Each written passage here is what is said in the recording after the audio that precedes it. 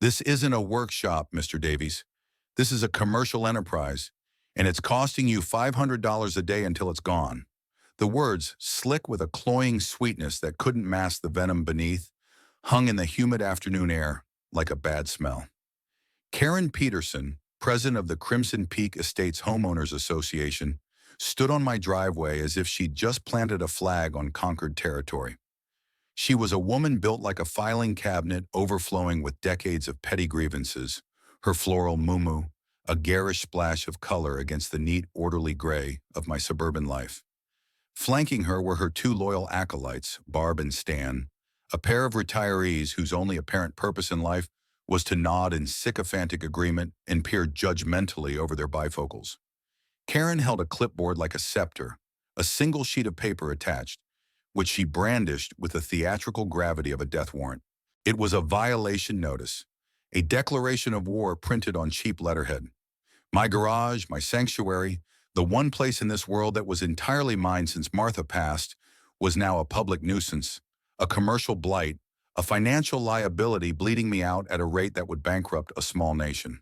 The sheer, unmitigated gall of it was breathtaking. I had spent 30 years in the Army Corps of Engineers, dealing with genuine crises, life-or-death infrastructure failures, and commanders with egos the size of aircraft carriers.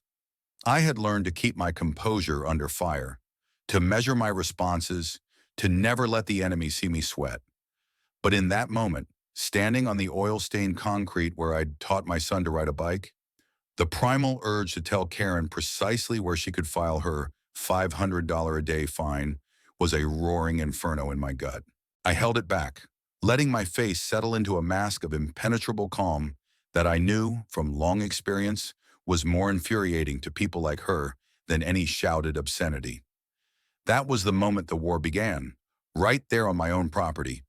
A war I never asked for, but one I would be damned if I was going to lose. If you've ever been cornered by a power-tripping bureaucrat or an HOA tyrant who thinks their tiny kingdom is the entire world, then you know the feeling. Go ahead and hit that subscribe button, and while you're at it, drop a comment below and let me know where you're watching from and what your own HOA nightmare story is. You are not alone, and trust me, there is always a way to fight back. Now let me tell you how I dismantled Karen's little empire, not with anger, but with a single forgotten patent certificate hanging on my workshop wall. The story of how I took back my peace began with her smug, self-satisfied smile as she handed me that piece of paper, completely oblivious to the fact that she was handing a lit match to a man who designed munitions depots. She had no idea who she was dealing with. She thought I was just some quiet old widower who'd roll over. She was about to find out how wrong she was. When I moved to Crimson Peak Estates 3 years ago, it was for the quiet. After Martha lost her battle with cancer, the silence in our big family house became a physical presence, a heavy blanket of memories I couldn't escape. This place, with its identical beige houses and meticulously manicured lawns, seemed like the perfect anesthetic. It was aggressively, relentlessly normal. I bought the house, paid cash from my retirement and the sale of our old home, and set about converting the two-car garage into my personal workshop. It was my therapy. The scent of sawdust and machine oil, the precise whine of the lathe, the satisfying heft of a well-balanced tool in my hand. It was the only thing that could quiet the ghost of her laughter in the empty rooms. I wasn't running a factory. I was a specialized engineer, a craftsman. I held several patents, most from my time in the service, but one, my most successful, was for a water pressure regulation and filtration system I designed in my late 20s. It was a clever little device that had become an industry standard for small-scale municipal systems. I'd licensed it to a large firm decades ago and mostly lived off the royalties, but I still enjoyed building custom prototypes for unique challenges. A research facility in Antarctica, a remote village in the Andes. These were one-off projects, contracted months or years in advance. Sometimes a crate would arrive with specialized components. Sometimes a truck would come to pick up a finished assembly. It was quiet, clean work. My neighbors had never once complained. In fact, Tom from 2 doors down often came over to borrow my drill press. But Karen Peterson didn't see a hobbyist or a retired engineer. She saw a nail that wasn't hammered down flush with the rest of the floorboards. She saw an anomaly, and her entire existence was dedicated to sanding down anomalies until everything was smooth, uniform, and utterly soulless. After she and her goon squad departed, leaving the violation notice fluttering in my hand, I walked into my garage. The place was immaculate. Tools hung on a pegboard in neat, obsessive rows. The floor was swept clean. A half-finished brass valve assembly sat gleaming under the focused beam of my task light. On the wall next to a faded photo of Martha and me at a Corps of Engineers ball was the frame patent for the Davies flow control valve Mark IV. I looked from the photo to the patent, and a cold, hard resolve settled in my chest. This wasn't just about a garage. This was about a promise I'd made to my wife to live, not just exist. This was about defending the last bastion of my own identity. Karen had made a critical mistake. She hadn't just fined me, she'd given me a mission. I didn't storm over to her house or fire off an angry email. Anger is a hot, messy fuel that burns out quickly. I preferred the cold, efficient burn of strategic planning. My first step, learned over decades of navigating military bureaucracy, was to treat the violation notice not as an insult, but as the enemy's opening move on a chessboard. I laid the paper on my large drafting table, smoothing it out under the bright light. Violation of Covenant 7.4, prohibition of commercial or business activity. The fine, $500 per day, accumulating until the violation is cured. The language was as vague as it was draconian. I took a high-resolution photograph of the notice, ensuring the date and Karen's florid signature were perfectly clear. I then created a new folder on my computer, Operation HOA Freedom. Everything would go in there, meticulously dated and cataloged. My next move was to acquire the enemy's field manual. I went to the HOA's clunky, outdated website and downloaded the full covenants, conditions, and restrictions, the CC&Rs, all 128 pages of them. I printed the entire document and sat down with a red pen and a fresh pot of coffee. For the next 3 hours, I dissected that document with the same focus I once used to analyze satellite imagery of enemy fortifications. I found Section 7.4. It was, as I suspected, a masterpiece of ambiguous legalese designed to be a catch-all weapon. It prohibited any commercial, industrial, or business activity that generated significant vehicular or pedestrian traffic, produced noxious odors, fumes, dust, or noise, or was otherwise inconsistent with a residential character. My workshop did none of those things. The occasional delivery truck was no more disruptive than the Amazon van that visited every single house on the street daily.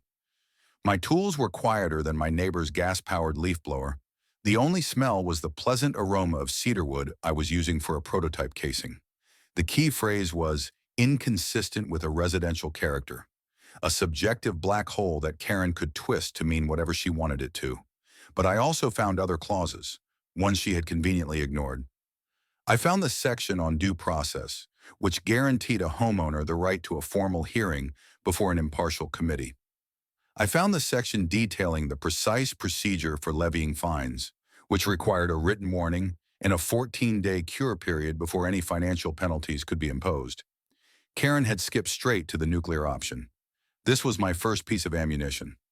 I spent the rest of the evening drafting a formal response. It wasn't an angry letter. It was a cold, precise legal document disguised as a polite inquiry. I addressed it to the HOA Board of Directors, not just to Karen. I sent it via certified mail with return receipt requested, creating an undeniable paper trail. In the letter, I formally acknowledged receipt of the violation notice. I then systematically dismantled their claim. I quoted Section 7.4 directly and explained, point by point, how my activities did not meet the criteria for a violation.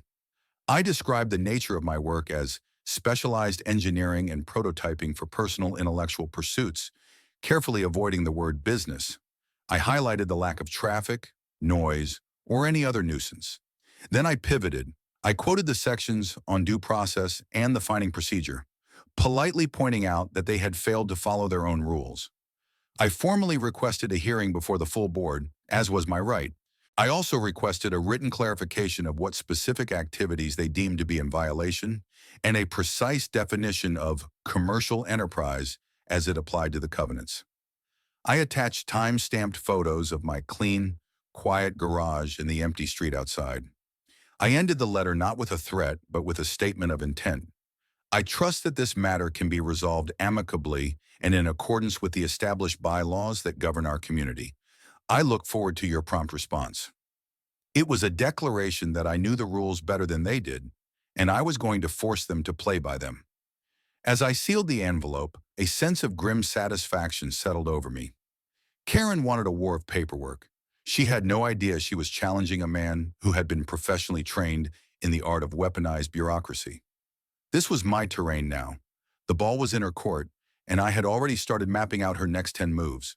The HOA's response came exactly 1 week later, not in the formal, certified letter I had sent, but in a plain white envelope shoved unceremoniously into my mailbox.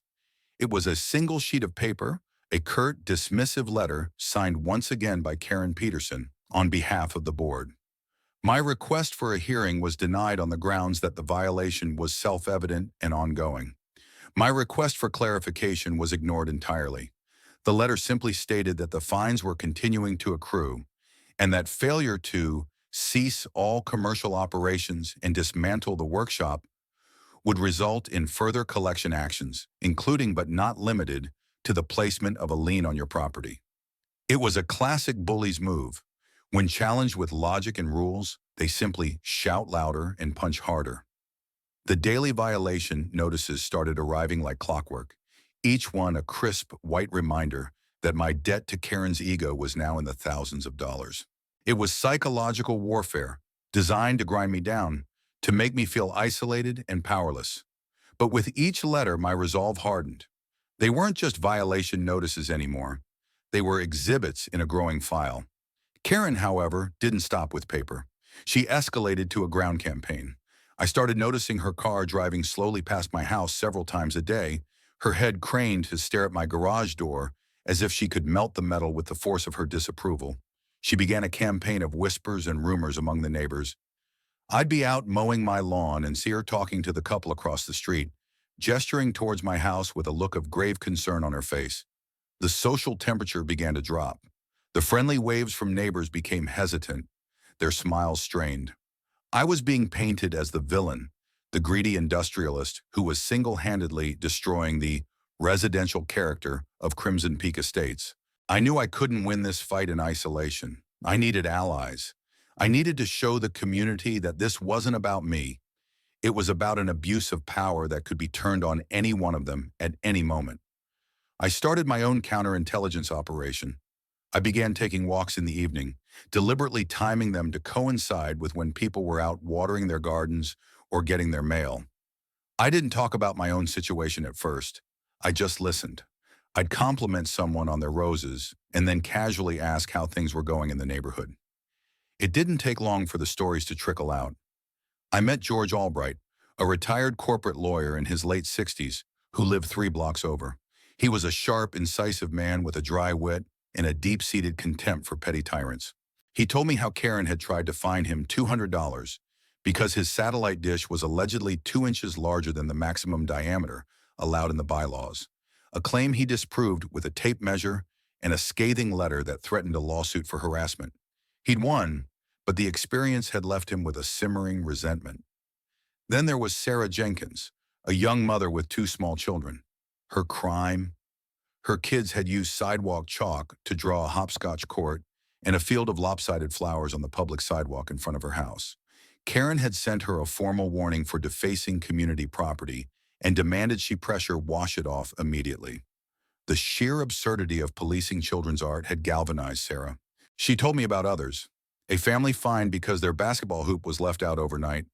An elderly woman ticketed for having a wind chime that was deemed excessively tonal. A man who was forced to repaint his front door because the shade of hunter green was not on the pre-approved palette of 16 shades of beige. A pattern emerged, clear as day. This wasn't about upholding rules. This was about control. Karen was a predator who preyed on those she perceived as weak or unwilling to fight back. She used the CC and Rs not as a guide for community living, but as a cudgel. The more I listened, the more I realized that my $500 a day fine wasn't an isolated incident. It was simply the most outrageous example of a systemic pattern of abuse. My fight was their fight too. They just didn't know it yet. The time for quiet observation was over. It was time to build an army. I invited George and Sarah over to my house one evening. I didn't take them to the living room. I took them straight to my workshop. I wanted them to see the commercial enterprise for themselves. I flicked on the lights, illuminating the tidy space.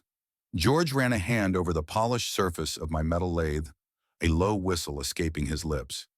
"Good God, Marcus," he said, a smile playing on his lips. "This is cleaner than my kitchen. Karen makes it sound like you're running a 19th century steel mill in here." Sarah laughed, pointing to the pegboard. "My husband's tools are in a 5-gallon bucket. This is art." I laid it all out for them on my drafting table. The violation notices, my certified letter, the board's dismissive response, the growing stack of daily fines. I showed them the highlighted copy of the CC and RS, pointing out the procedural violations and the vague, weaponized language. George leaned over the documents, his lawyer's eyes scanning the text with practiced speed. "She's an idiot," he said, tapping the denial of my hearing request. "A classic, power-drunk idiot. This is a clear violation of their own governing documents. She's opened the HOA up to a lawsuit for breach of fiduciary duty and selective enforcement." He explained that while the HOA had broad powers, those powers were not absolute. They had to be exercised in good faith and applied equally to all residents. My case, combined with the stories of the satellite dish and the sidewalk chalk, was starting to look like a textbook pattern of harassment. Sarah, who worked in marketing, had a different perspective. "A lawsuit is great, George, but it's slow and expensive.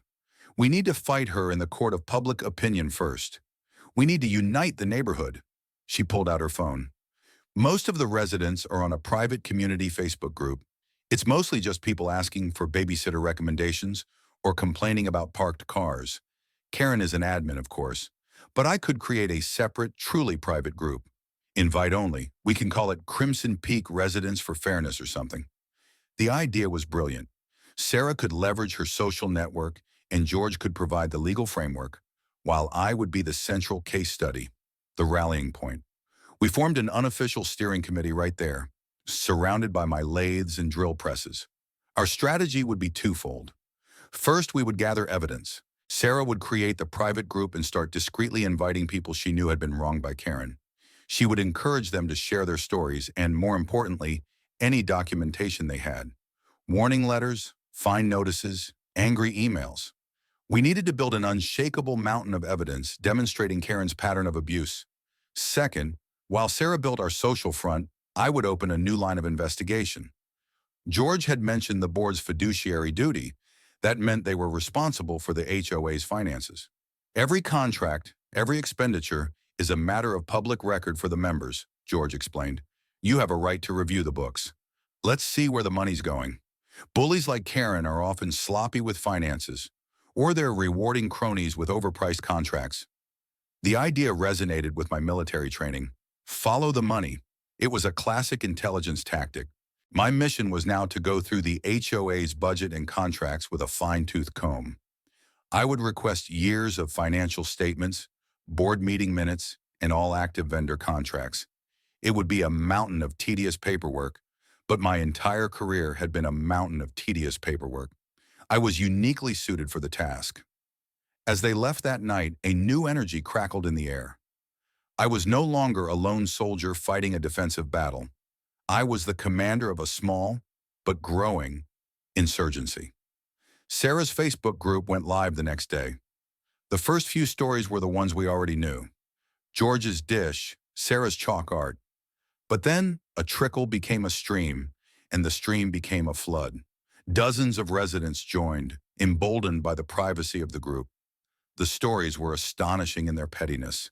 Fines for leaving garbage cans out for 3 hours after pickup instead of 2. Demands that people tear out healthy, beautiful flower beds because a particular type of lily wasn't on the approved planting list. A retired school teacher was being hounded to power wash a barely visible oil spot on her driveway. a spot smaller than a dinner plate. Each story was a log on the fire, and the collective anger of the community was beginning to burn hot. Karen had ruled by fear, by making each person feel isolated. We were shattering that isolation, one shared story at a time. The beast was wounded, and now it was time to find its vital organs. While Sarah was fanning the flames of discontent online, I embarked on the less glamorous but equally critical task of financial archaeology.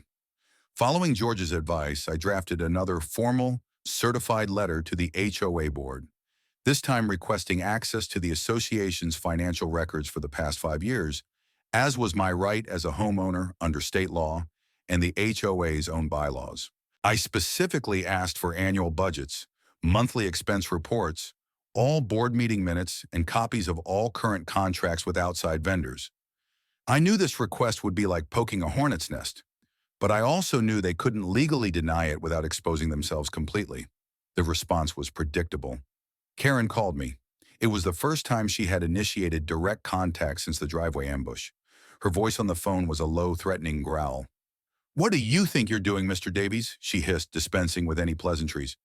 "This is harassment. You are harassing the board." I kept my voice level and calm. "I am exercising my rights as a member of the association, Karen. The bylaws are quite clear. I expect the documents to be made available to me within the 10-day period stipulated by law." I could hear her sputtering on the other end of the line, a fish out of water. She was used to people cowering, not quoting statutes back at her. She slammed the phone down. 9 days later, just before the legal deadline, I received a notification that 2 large file boxes were waiting for me at the community clubhouse. It was a classic document dump, a tactic used by cornered executives and shady lawyers for decades. Bury your opponent in so much paper that they give up from sheer exhaustion. They underestimated my patience. I brought the boxes home and set them up in my workshop, turning my drafting table into a forensic accounting station. For the next week, my evenings were spent not with lathes and calipers, but with highlighters, sticky notes, and a calculator. I waded through endless pages of invoices, bank statements, and mind-numbingly dull meeting minutes. The first few days yielded nothing but the usual small-town graft: an overpriced landscaping contract awarded to a company owned by the previous board president's brother-in-law, suspiciously high administrative fees, a hefty budget for the social committee that seemed to primarily fund Karen's catered luncheons. It was slimy, but probably not illegal. I was looking for something bigger, a vulnerability, a critical weakness in her fortress. And then on the fourth night, I found it. It was buried in the utilities and maintenance section of the annual budget, a recurring line item for over $100,000 a year.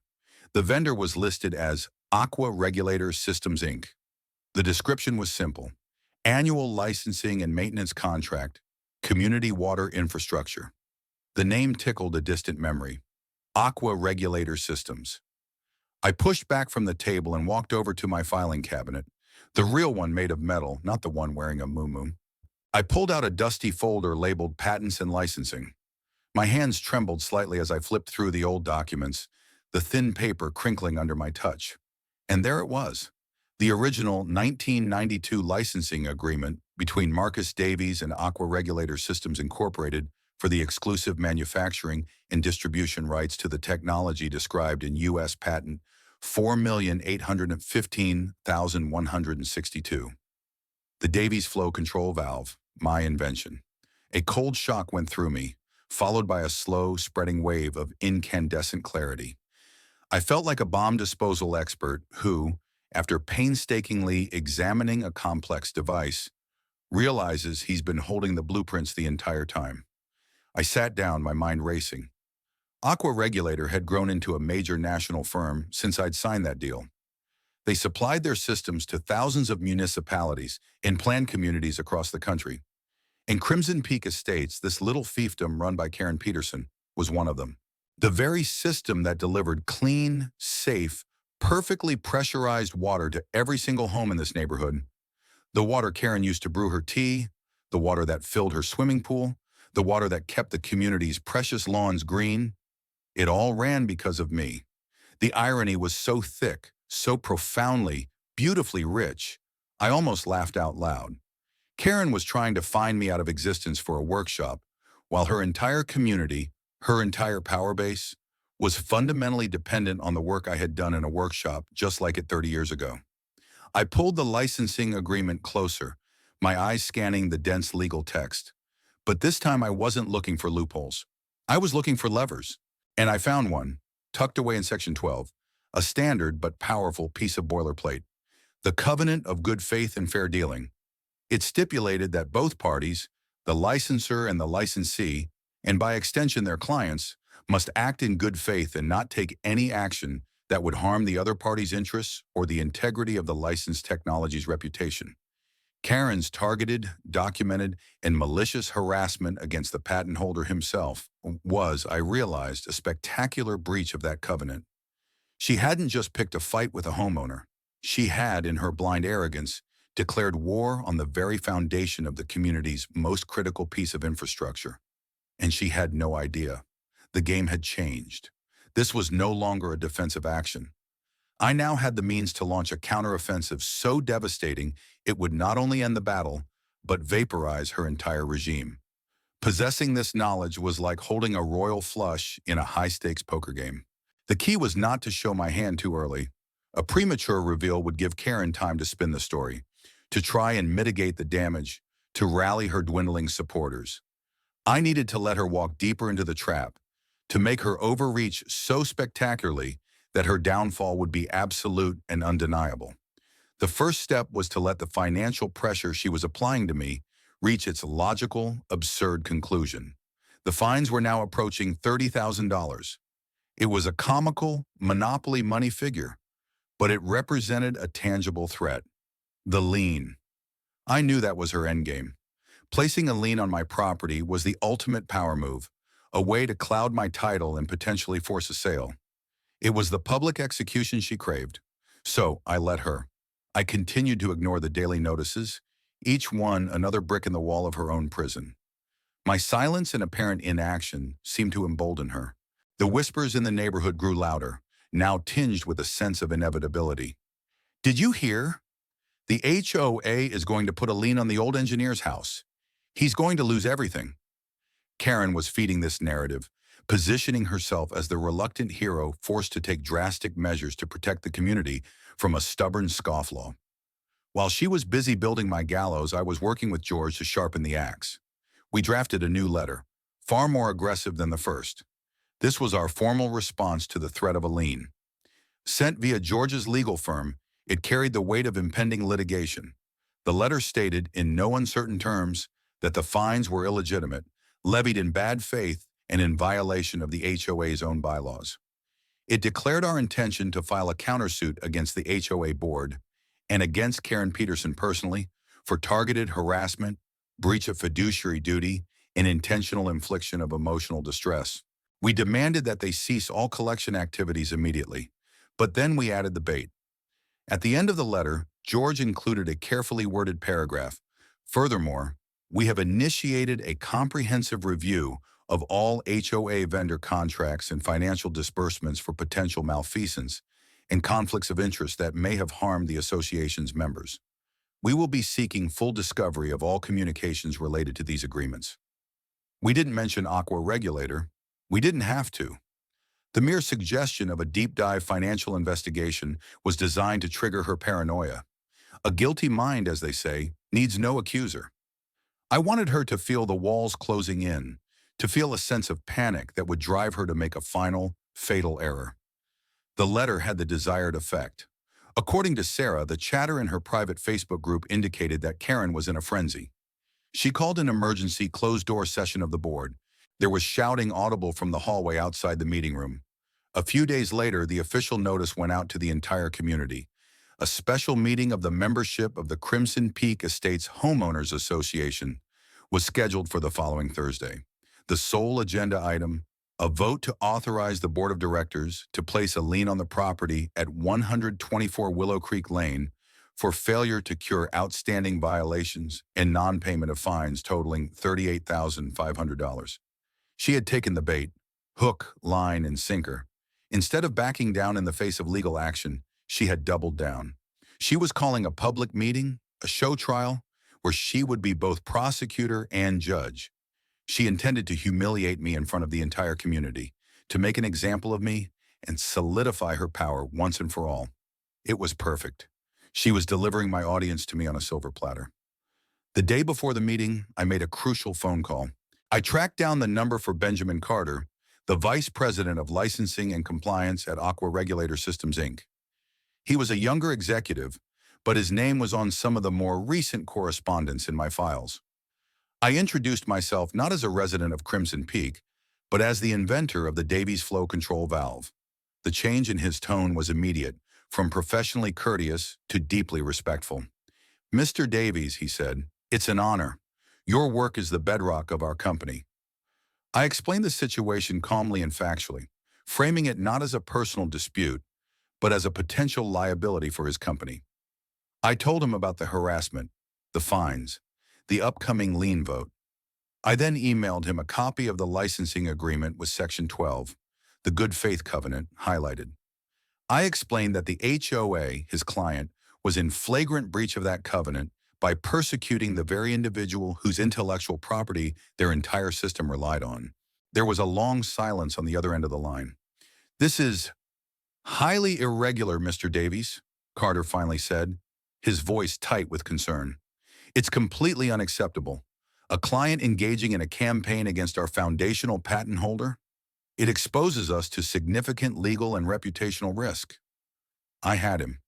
"There's a public meeting tomorrow night," I said. "The HOA president plans to make a motion to place a lien on my home. It might be beneficial for a representative from Aqua Regulator to be present, simply to observe." Carter didn't hesitate. "I'll be there myself," he said. "Book a flight to your city's airport first thing in the morning." The trap was set. All the pieces were in place. Karen was about to host her own execution, and she had even sent out the invitations. The community center buzzed with a tense, expectant energy. It felt less like an HOA meeting and more like a public spectacle, a modern-day trial in the town square. The room was packed, standing room only. I saw faces from Sarah's Facebook group, people who had shared their own stories of Karen's tyranny, their expressions a mixture of apprehension and hope.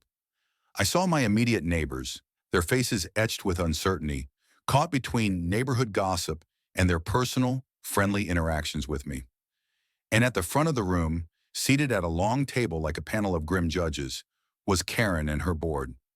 She wore a power suit in a shade of electric blue that was an assault on the eyes, her expression one of smug, righteous certainty. She was in her element.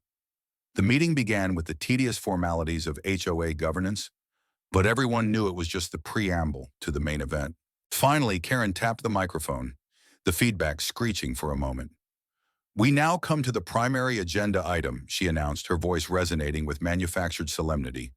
"The ongoing and flagrant violation of our community's covenants by the resident at 124 Willow Creek Lane." She proceeded to deliver a masterclass in propaganda. She painted me as a shadowy, uncooperative figure, a commercial operator masquerading as a retiree who was jeopardizing the peace, tranquility, and property values that they all cherished. She spoke of her duty, her reluctant but necessary actions to protect the integrity of Crimson Peak Estates. She held up a thick sheaf of papers. "We have issued 63 notices," she declared, her voice rising with indignation. "We have made every effort to resolve this, but Mr. Davies has refused to comply. He has refused to even speak with the board. His fines now total over $40,000, and he has left us with no other choice." She let the number hang in the air, a testament to my supposed intransigence. "Therefore," she concluded, her eyes scanning the crowd for approval, "I move that the membership authorize the board of directors to engage legal counsel to place a lien on the property at 124 Willow Creek Lane to recover the outstanding fines and compel compliance." Stan, her loyal crony on the board, immediately seconded the motion. "All in favor?" Karen asked, ready to gavel the motion through. But George Albright stood up from his seat in the front row. "Point of order, Madam President," he called out, his voice calm, but carrying the authority of a courtroom veteran. "Under our bylaws, the accused has the right to address the membership before a vote is taken." Karen's face tightened. She had clearly hoped to steamroll the vote without giving me a platform, but the eyes of the entire room were on her. She couldn't deny the request without looking like the tyrant she was. "Very well," she said, her voice dripping with condescension. "The floor is granted to Mr. Davies. Please keep it brief." I walked to the front of the room, not to the podium, but to the space directly in front of her table. I had brought a small projector and a laptop, which I had quietly set up before the meeting began. I turned it on, and a bright, clear image appeared on the large white wall behind her. I didn't address her. I addressed my neighbors. "Good evening," I began, my voice steady. "My name is Marcus Davies. For the past 2 months, Mrs. Peterson has accused me of running a commercial enterprise out of my garage. She wants to put a lien on my home." I let that sink in. Then I clicked to the first slide. "I'm not here tonight to talk about my garage. I'm here to talk about your water." A confused murmur rippled through the room. Karen shifted in her seat, a flicker of annoyance crossing her face. "Mrs. Peterson," I said, turning to her directly for the first time, "are you familiar with a company called Aqua Regulator Systems Incorporated?" Her brow furrowed. "They're one of our vendors. They handle the water systems. What does that have to do with anything?" "Everything," I said. I clicked the projector again. An image of the HOA's multi-year, six-figure contract with Aqua Regulator filled the screen. "This is your contract," I explained. "It's for the licensing and maintenance of the technology that provides this entire community with clean, safe, and reliably pressurized water. It prevents pipe bursts in the winter, ensures your showers have pressure, and filters out contaminants." I gave the community a moment to absorb the cost, the sheer importance of the document. Then I delivered the checkmate. I clicked to the next slide. It was a high-resolution scan of my U.S. patent certificate. My name, Marcus A. Davies, was clearly visible under the title Inventor. The name of the invention, Flow Control and Filtration Valve Assembly. "And this," I said, my voice dropping slightly, "is the patent for that technology. As you can see, the inventor is me." The silence that fell over the room was absolute. It was a profound, vacuum-like stillness, the kind that precedes a shockwave. Every eye in that community center swiveled from the patent certificate on the wall to my face and then to Karen Peterson. Her smug, confident expression had dissolved, replaced by a slack-jawed mask of pure, uncomprehending shock. The gears were turning in 100 minds at once, the impossible irony of the situation slowly dawning on them. Karen, in her obsessive quest to punish me for my workshop, had been completely ignorant that her entire community's most vital service depended on the work I did in a workshop.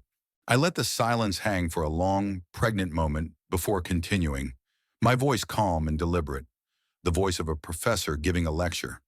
30 years ago, I invented this system. I licensed it to the company now known as Aqua Regulator Systems. That invention, that piece of intellectual property, is the reason this community exists in its current form.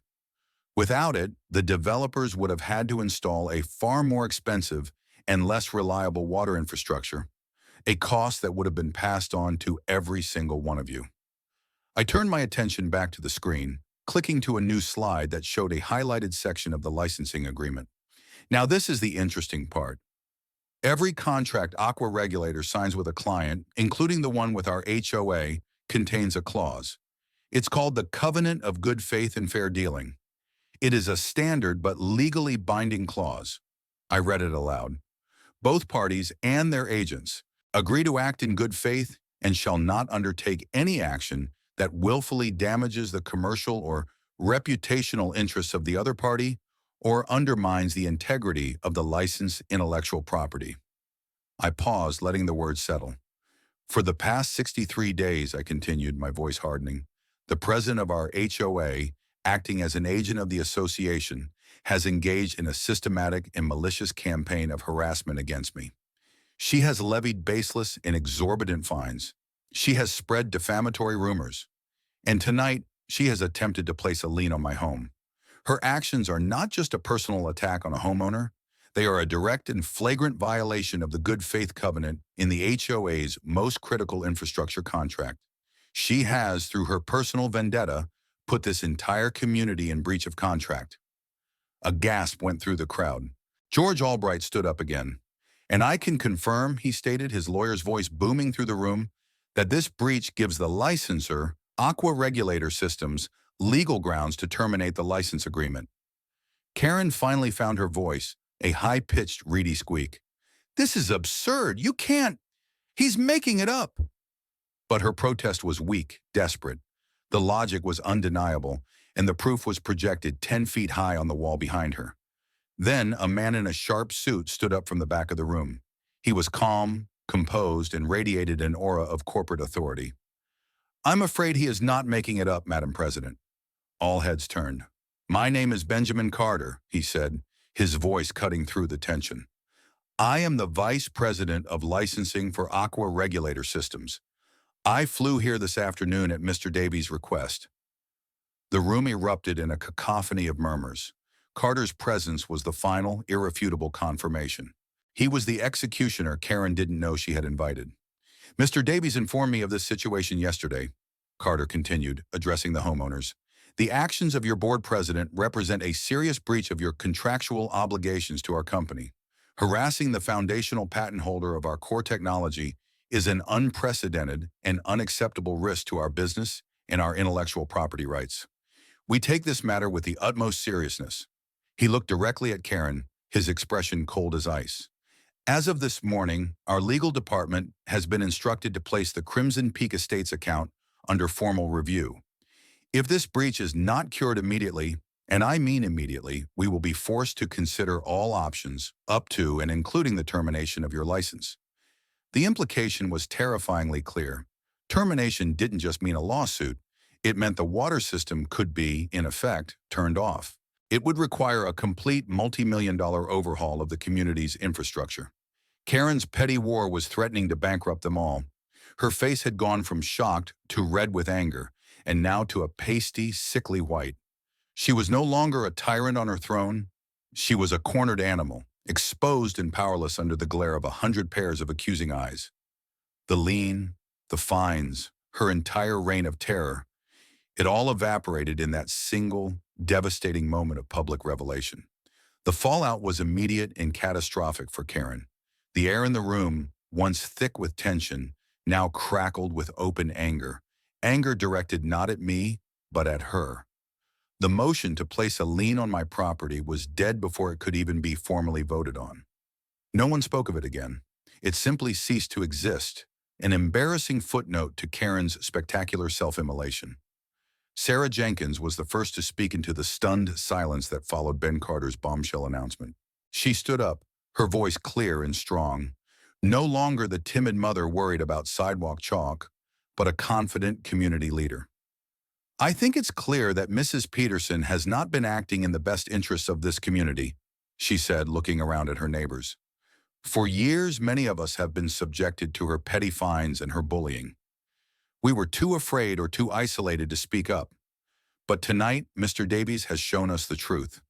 This was never about the rules, it was about power, and her abuse of power has now put every single one of us at risk. A chorus of "That's right" and "He's right" echoed through the room. A man in the back stood up. I make a motion to recall the entire HOA board, effective immediately.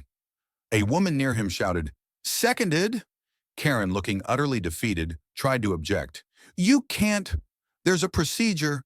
This is not a legal motion. But her authority was gone. George Albright stepped forward once more. Actually, Karen, it is, he corrected her coolly, holding up his copy of the bylaws. Section 3.2 allows for a recall of the board by a 2/3 majority vote of the members present at any official meeting, provided a quorum is met. And looking around this room, I'd say we have a quorum. The vote was a formality.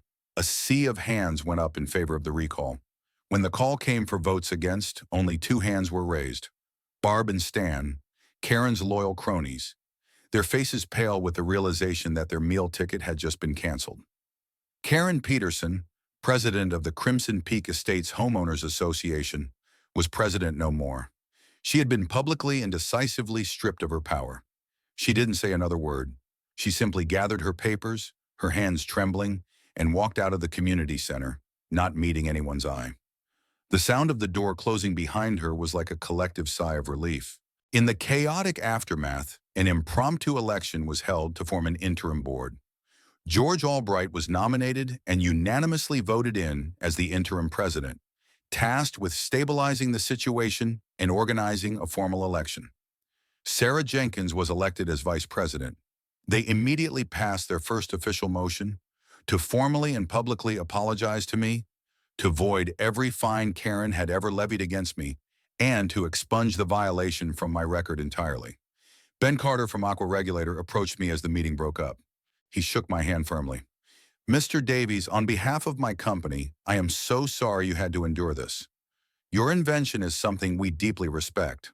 We will be working closely with the new board to ensure a smooth transition and to reaffirm our partnership with this community." He handed me his card.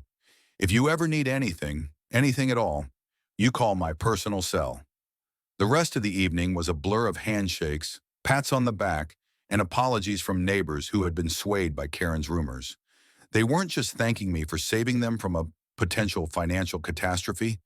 They were thanking me for giving them their community back. I had come to Crimson Peak for peace and quiet, hoping to be left alone. Instead, I had been dragged into a conflict that forced me to connect, to build alliances, and to fight for something larger than myself. As I walked home that night, the air felt lighter, the ubiquitous beige houses seeming a little less monotonous. The war was over. Justice had been served, not through anger or revenge, but through precision, patience, and the beautiful, undeniable power of the truth.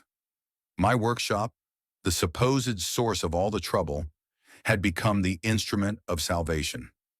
In the weeks that followed the great HOA coup, a palpable change settled over Crimson Peak Estates. The oppressive atmosphere of surveillance and petty judgment lifted like a morning fog. George and Sarah, leading the interim board, worked with a transparency that was nothing short of revolutionary. They held open meetings, simplified the arcane rules, and most importantly, they listened. The approved list of beige paint colors was ceremoniously shredded. The rule about basketball hoops was abolished. The war on wind chimes and sidewalk chalk came to a quiet end. It turned out that when you stopped treating homeowners like potential criminals, they acted like responsible neighbors. The community began to heal. The private Facebook group Sarah had created for our insurgency was repurposed into a genuine community forum, a place where people now organize block parties instead of rebellions. As for Karen, her humiliation was total. She became a ghost in the neighborhood. Her slow, judgmental drives past my house ceased. She was no longer seen holding court at the community pool. Her power, derived entirely from her title and her ability to intimidate, had vanished, leaving behind just a bitter, isolated woman. 2 months after the meeting, a for sale sign appeared on her lawn. The house sold quickly. I saw her on moving day, directing the movers with a quiet frustration, a queen without a kingdom. She glanced over at my house once, our eyes meeting for a brief moment across the street. There was no anger in her gaze, just a kind of dull, empty defeat. I gave her a slow, deliberate nod. It wasn't a nod of triumph or mockery, but of finality. A chapter closed. My life returned to a new kind of normal.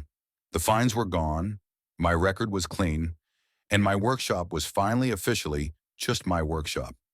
But it was different now. The open garage door, which Karen had seen as a defiant violation, became an invitation. Tom from down the street came by more often, not just to borrow a tool, but to chat about his garden.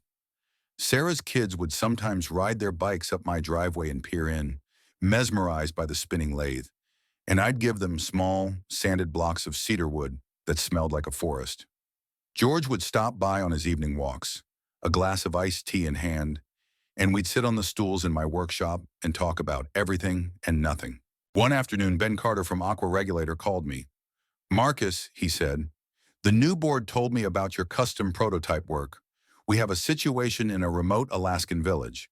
Their water source is freezing in an unusual way, and our standard systems can't handle the temperature fluctuations. We need a custom-built, thermally regulated valve assembly. Something robust, something brilliant. We need you." I looked around my workshop at the gleaming tools, the neat stacks of raw materials, the photo of Martha smiling down at me. This place, this sanctuary she had encouraged me to build, had been threatened, and in defending it, I had found a purpose I thought I had lost. I had found a community. I had found that the quiet work of my hands could still make a difference in the world, both in my own backyard and 1,000 miles away. "Send me the specs, Ben," I said, a smile spreading across my face as I reached for a fresh sheet of drafting paper. "I'll get to work." The low, familiar hum of the lathe starting up was no longer just the sound of my hobby. It was the sound of my peace, a peace I had fought for and won. It was the sound of a good man in his workshop, building things. And this time, no one was going to tell him to stop.